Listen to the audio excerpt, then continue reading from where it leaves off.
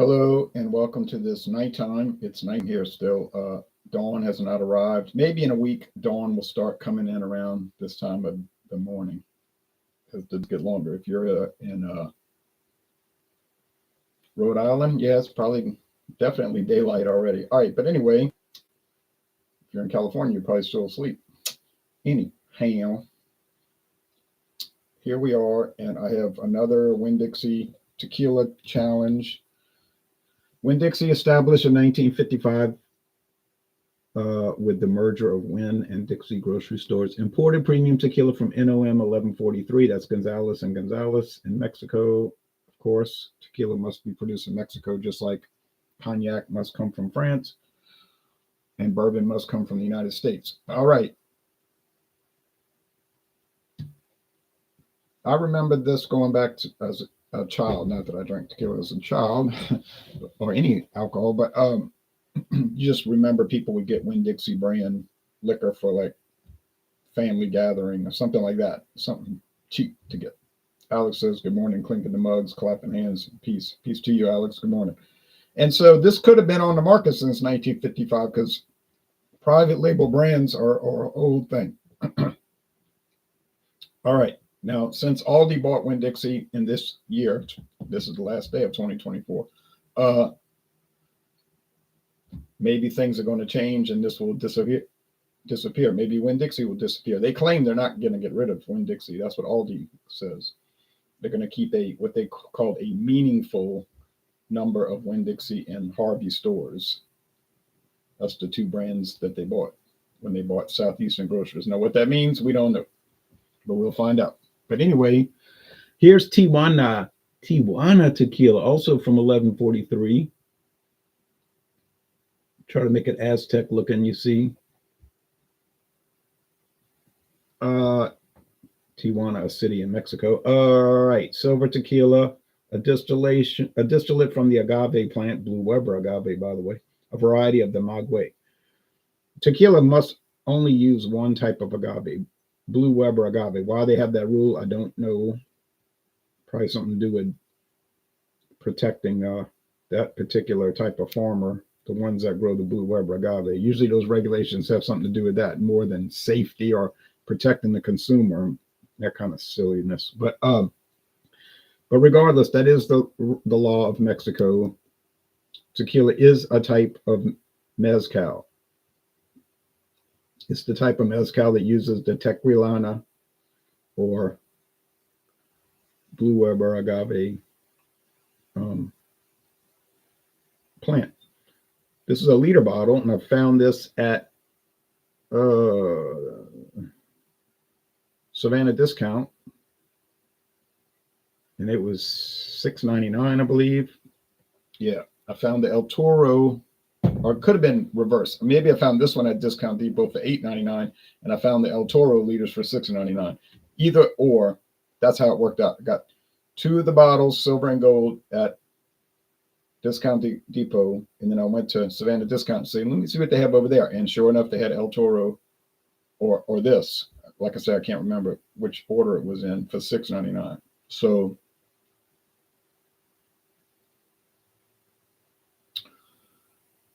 less than $32 for four different liter bottles. Not the greatest stuff, but also not terrible.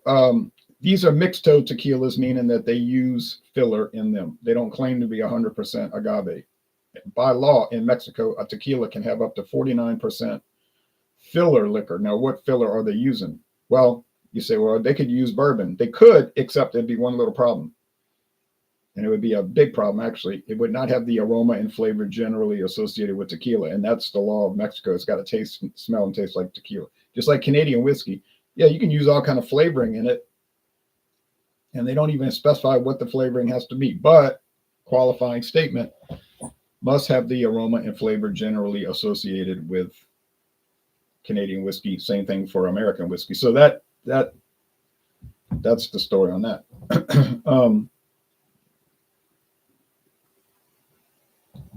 And you can't really win on that. You could say, I'm going to court and I'm going to, just because mine tastes like lemonade, I'm going to, because no one really knows. But the judge would say any reasonable person knows what whiskey tastes like. So don't play these games here. You know, you're not going to win because that's the judge's answer. And they're not going to even entertain this. They will throw it out of court.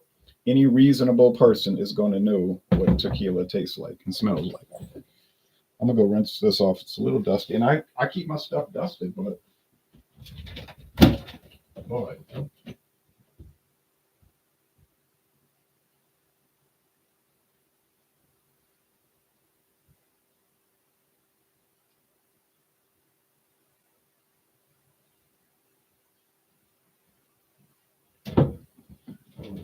But yeah, last night was an interesting challenge because, well, it went long. It was like 45-minute video. No excuse for that. But there is a reason, though. The people kept commenting and asking questions, and it was interesting. And when it's interesting and people are having a good time, no big deal. I mean, these are not the kind of videos a lot of people are going to watch anyway. But the thing that got me so perplexed was that I couldn't tell them apart. And one was a true tequila like this Winn-Dixie, and the other one was a tequila with natural flavors.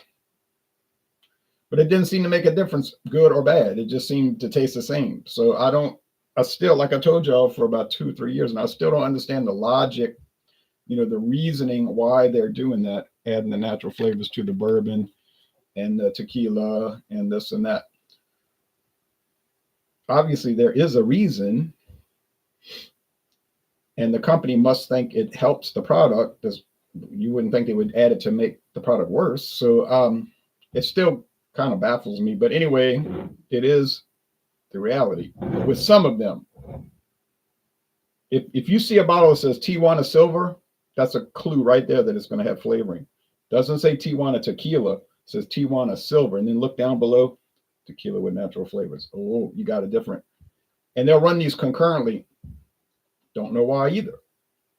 I'm telling you, I can go find Skull vodka, just vodka. Or I can find Skull Premium. It's called Skull Premium. Vodka with natural flavors. They might be next to each other on the shelf, and they're all going to be in the vodka section. Same thing with Taka vodka. Taka vodka. Common product. See it everywhere. It's big in Louisiana, by the way. There's billboards all over New Orleans and other areas for Taka vodka, which is an inexpensive value brand, but it's a big thing here. I guess because their headquarters is here and it was developed in New Orleans. I saw a billboard last Saturday.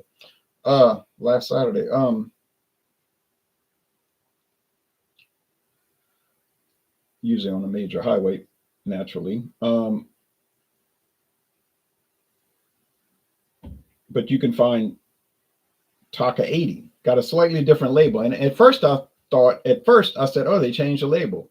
I don't really like the label. It looks fine, but I prefer the original one. Then I carefully looked at the label and it said vodka with natural flavors. So it's not the same. And I was saying they changed Taka after all these years, but they didn't change it. They just made an add-on to the line because you still see the regular Taka coming in, or you might see the 80. And you might see the red label 100 proof regular vodka, but I don't really see that too much. And then all the flavors, Taka seemed like 1,000,001 flavors. Taka pineapple, Taka, even starting probably this week, you'll start seeing the Taka Mardi Gras.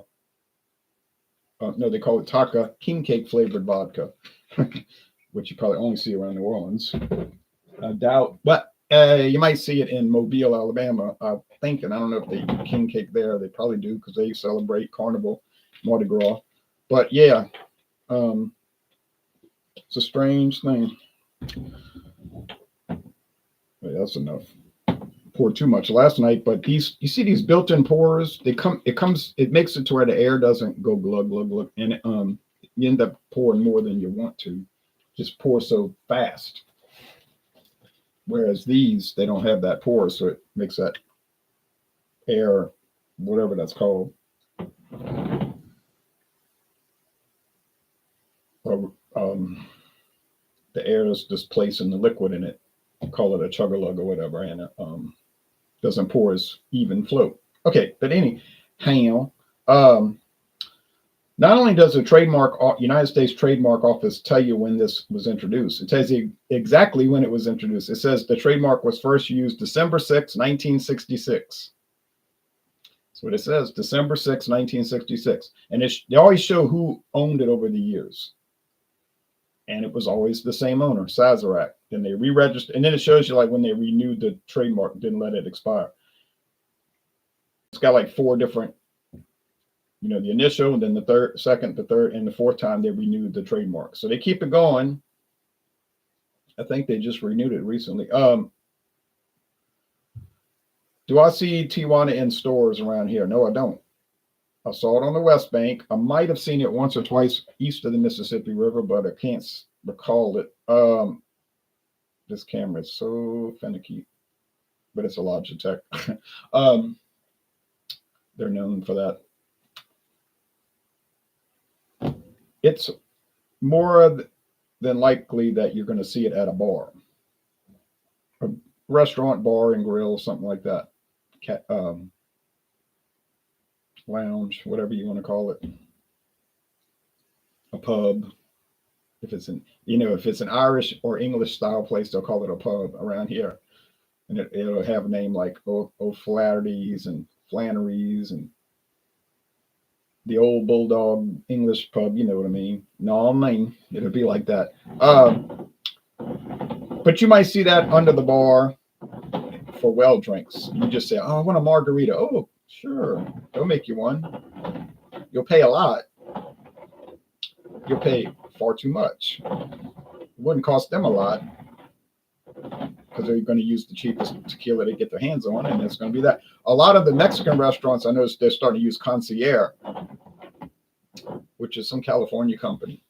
They got a whole line of bar drinks. You look on their website. It's extensive. Pretty much anything you could imagine that a bar would sell.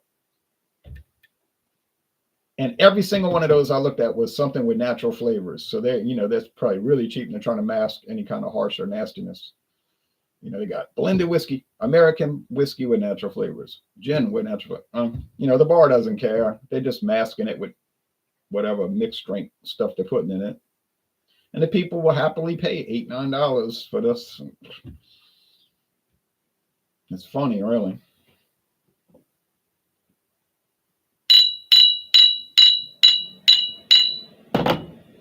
So let's see if I can tell these apart. Good chance that I won't be able to, since they're from the same distillery in Mexico. They're bottled at the same facility, Buffalo Trace, but they don't say that anywhere on the bottle, but we know it is Frankfort, Kentucky. And they're from the same parent company, the Sazerac Company, although they're using Wide World Importers as their company name, even though right below it says Sazerac. So I don't understand why they do that either, but that's confusing, but they do. Okay, Morning Louisiana Liquor Review, says Tommy Carroll. I want to wish you and your family a blessed and healthy new year. Same to you, Tommy. Same to you and all the other viewers. All right, here we go. Yeah. I'll show you the website. That's not much to look at, but since we're here, there is no website listing for Tijuana. They used to have it, but Sazerac revamped their website and really actually started a new website. And now they only show the brands that they kind of like want to promote, like Margaritaville, which they collab with Margaritaville Company to sell Margaritaville tequila, but it's coming straight from Sazerac. I get the suspicion that a lot of these are the same products. They told me on the phone that they never rebrand. In other words, they never take the same bourbon and put a different label and sell it as something else. They said each of their bourbons is a separate recipe. Notice they said bourbon. They didn't mention any other product on the phone to me. They said bourbon specifically. And they're very careful with their words. So, yeah, I don't know. Maybe all the liquor companies do that. Do beer companies do it? Well, it doesn't appear that way because people will, their old rumor, Keystone Light is the same thing as Coors Light in a cheaper price point. But that's impossible because they have different ingredients. So look at the ingredients. They're not the same. They're basically the same, but they are not the same. Not to mention they don't even have the same specifications, slightly different ABV and everything. So it's just a rumor, you know, it's unfounded. It makes sense though, because they're so similar. Why are you paying extra for Coors Light when you're not really getting anything extra? I don't know that, why people do that. This one has a flatter aroma, meaning there's not as much, you know, I don't really pick up the agave distillate. Maybe it's there, almost like a smokiness, but I know tequila is not smoky, but I'll say maybe like one. Some mezcal, some of them would be smoky. Yeah, so they don't smell the same. The price point is just about the same. This is running on sale right now, $18.99 for this big liter bottle, 1,750 milliliter bottle. It's a liter bottle plus a regular bottle together. That's what these are. Anytime you get a handle, it's like you bought one of these that I'm pointing at, the liter, plus a regular bottle.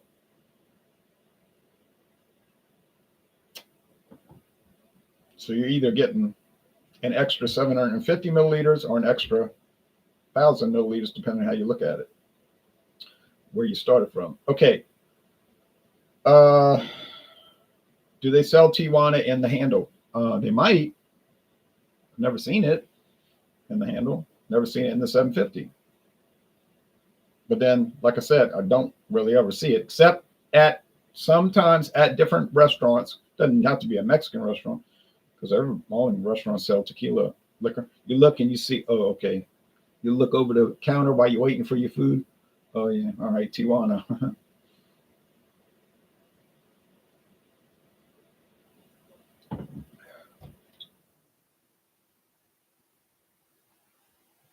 A lot of people pronounce it Tijuana, but it's not. There's no A after the I. It's just Tijuana.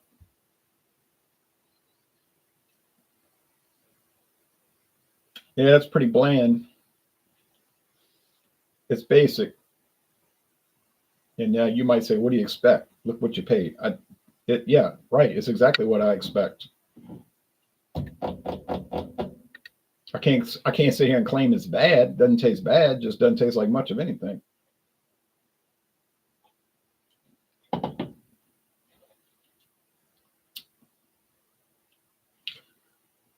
This one tastes even less of it. There's a slight little black pepper kind of sensation that you get with tequila sometimes, from a silver tequila with that agave, but yeah. Are they going up to the top limit of what they're allowed to add for filler? Like, I don't know what they add for filler. Some people say some kind of sugar cane distillate. Well, that would be sugar cane vodka. Clear, odorless, colorless. Well, supposedly, but I can pick up a aroma on the one I have and flavor. But they probably have gone up to the limit. That's why it's so cheap. So, final assessment. Are they bad? No. Or are they mediocre? Yeah. Just so-so. Would you want to go find them? No, not unless you have some, you're like me and you're curious, you know, and you just think, like, almost like you have a perverse sense of curiosity that you want to try stuff that you know is not going to be good. You just want to try it because you see it on the shelf and you're like, that's a strange looking brand. And you know in your mind it's not going to be anything great, but you're curious, you know, until you try it, you don't know. Then you try it and you're like, yeah, it kind of tastes like I figured. But they're usually not bad. It's not like you taste them and it's like, oh, this is a nightmare. It's usually nothing like that. It's just, man, blah, blah, ho hum, run of the mill. That's okay. Would a tequila snob or a tequila ultra enthusiast ever buy these? Obviously not. They wouldn't be caught with it. And if they did do a video, it would just be to ridicule some of them. There are some, you don't see that as much anymore, but you used to see a lot of that with beer reviews years ago, where people would buy beer that they knew they didn't like. And it would be like Coors Banquet. Like you look at all their videos and it's all these barrel-aged stouts and imperial IPAs, everything fancy, sours, Cantillon and all this stuff. That's all they ever deal with. Then they'll abruptly go to Coors Banquet. So why? And then you watch the video and you say, this is not really a review. I call it a slam video. They never bought the beer to give it a fair tasting. They bought the beer just to talk bad about it. And they'll start off the video like laughing, like Chuck, today, ha ha ha, we're gonna ha ha ha review ha ha ha Coors ha ha banquet. And it's like, no, that's not a review. And then they'll, make all these antics and faces. Oh, like it's killing them. It's so bad. Or they'll even sometimes spit it out on camera and pour it out and say, this is why we are anointed as, exalted elders of tasting. We only drank Cantillon and Allagash and what's that other one that they always like to drink? I can't get it. I try it. I can't get it from California. And they'd be like, yeah, it was like $19.29 a bottle. Yeah. But so why are you making the video then? What's the point of this?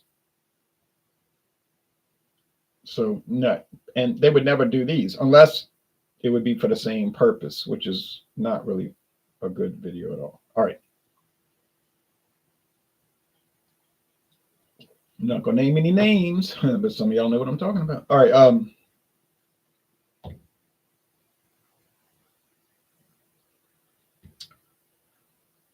At this point, I don't know which is which. I have an inkling, but not a real understanding.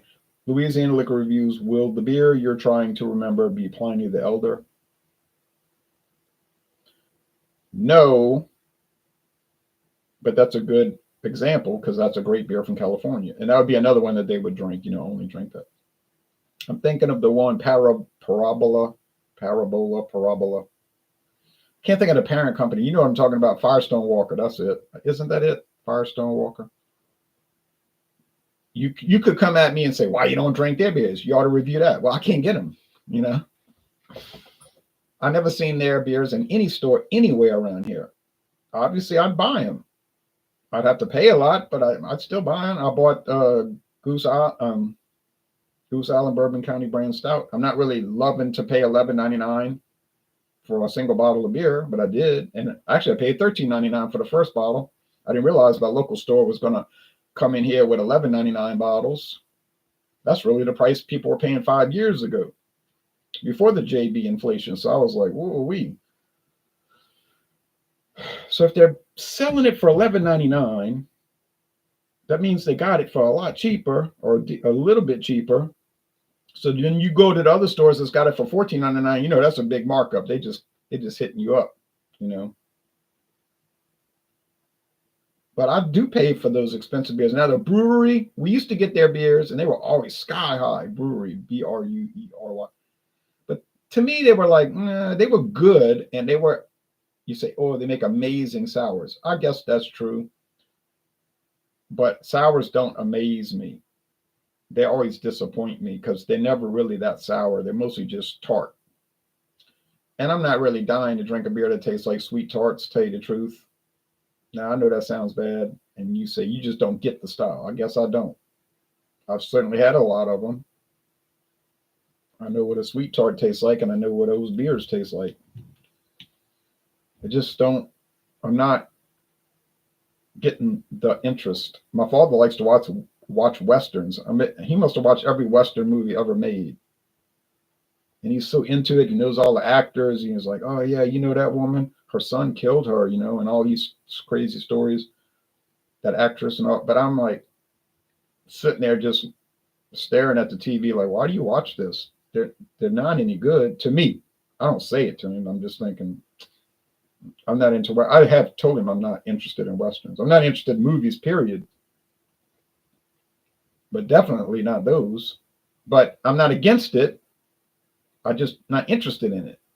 But that's what he's interested in. He watches the channel, Western Channel, all the television shows, Cheyenne, Have Gun, Will Travel, and that's fine. He probably watched every episode ever, multiple times, and that's fine. It's just because you're into it don't mean other people got to be into it. All right. I love reading about history. Other people, they just totally shut that off. They had no interest whatsoever.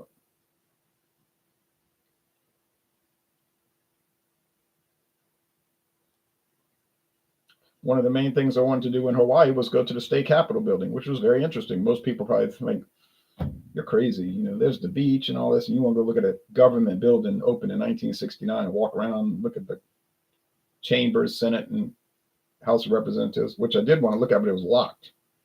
They weren't in session. And I could see through the door, the glass. Sure wanted to go inside.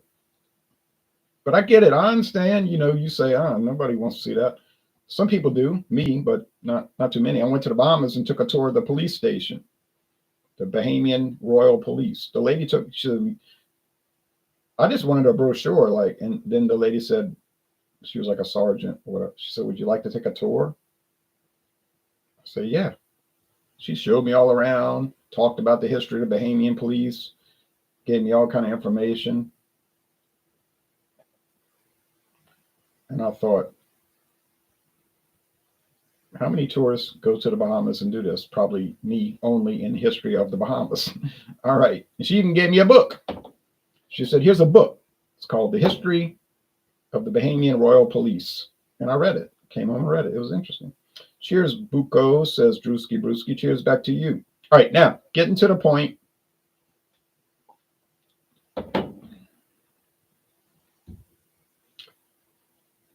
The main thing is they don't really taste different. But maybe, and this is a strong maybe this one on my left hand has more flavor and character than this one in my right hand. I remember the Winn-Dixie being a little dull when I did the solo review. Didn't hate it. Wasn't mad, angry that I bought it. Certainly wouldn't go rebuy it, but wouldn't repurchase it. But I think since this one has a little bit more flavor, it's probably the Tijuana. Would it be worth buying it? If they were the same price, it would be worth it. But if you had to pay extra for the little bit more flavor, no, then it's not worth it. Okay, so let's say this is the Tijuana.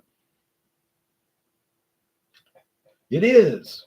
So that puts me at 2 wins, 1 loss. And I'm happy about that, actually, because, well, I'll tell you what, these Sazerac brands are so close one to another. If you could tell them apart, that might mean that you're getting good. You know, you're starting to develop an ability to do tasting challenges.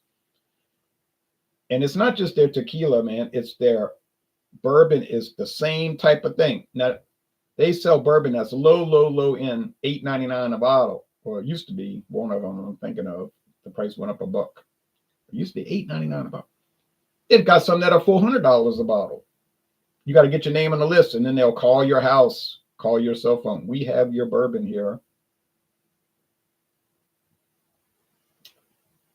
But then when you start to taste them, you're like, I don't know, man. I've tried some of those high-end Pappy Van Winkles. Somebody gave me little vials, sample vials that he got a hold of. And this was legit because it was from a store. I can't name it. He said, "Don't say who gave it to you." I said, "All right." It was 2 different ones, Pappy Van Winkle's specialty, because they make like a whole array of Pappy Van Winkles. They were great. I'm not going to deny that. But on the other hand, there was a whole lot of crossover with that and just regular old bourbons you can get from Sazerac. I'm not saying it tastes like Ancient Age and it's an identical product. I'm not even going into that. Wouldn't even dream to say that. On the other hand, there is a lot of connection. You start tasting those, and it's like these things are wildly similar. And I've had the Weller, never had E.H. Taylor. But I've had so many Sazerac brands, and they have so much crossover that I'm wondering, can't say because they haven't really done it too much. Could you tell the high end from the mid range and the low range in a blind taste test? You could claim it. Now you can come on here and say, "Yeah, definitely, fool. I know I could." Okay, blah, blah, blah, blah, blah. All right, fine. But then do it. Don't talk about it. Demonstrate it. Let's see because I don't see those challenges ever. So do those. And blind, got to be a blind taster. Don't sit there with the bottle in front of you and you're looking at both bottles and you poured it and you're saying, oh, yeah, this is way better than benchmark. Any fool could tell that. Yeah, yeah, yeah, yeah, yeah. Hype, hype, hype, hype, hype. Yeah, right. Well, do it blind. Let's see how it goes. Just see. I don't know. I'm saying I don't know, but let's see it. I'm waiting to see it. But so far, I'm not seeing it. The only videos I see like that, they're looking at each bottle and telling you how inferior that one is and how awesome that one is, and they know which is which. Okay, but and maybe I'm wrong. Maybe blind, it could be just you do it in a snap. No challenge. Well, let's see that. But you're putting a lot on the line. Putting a lot on the line. Because if it's that much better, it should be easily discernible. And maybe it is. But like I say, I ain't seen it yet, so I'm waiting. Now these two, it's tough because they're at the same ilk, basic and basic. So there's no shock that there'd be a difficulty. Now, if I took a high-end clear tequila and put it up against either one of these, would it be a challenge? My experience says no, it would not be. I've got a good Jose Cuervo Especial. Tradicional. It's 100% agave. There's no way Winn-Dixie has a chance against it. No way. It will not be a challenge. You'll see it's coming up maybe this week. There'll be no challenge in that. And that'll show you that you put these 100% agaves up against these mixtos, they get wiped out. Talking about the mixtos get totally wiped out. But anyway, that's it. So thanks for watching. Has it been interesting? It has been interesting, actually.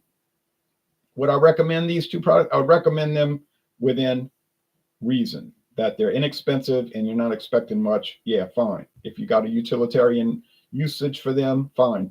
Go ahead. But, obviously you're not going to buy these because you're trying to impress anybody or get any kind of great tequila flavor. Only a fool would do that. But anyway, in their own context, they're, B minus, C plus type of things. Maybe the Tijuana is even a B, like a solid actual B, like it's actually good, not marginally good. Okay, thank you. Bye-bye.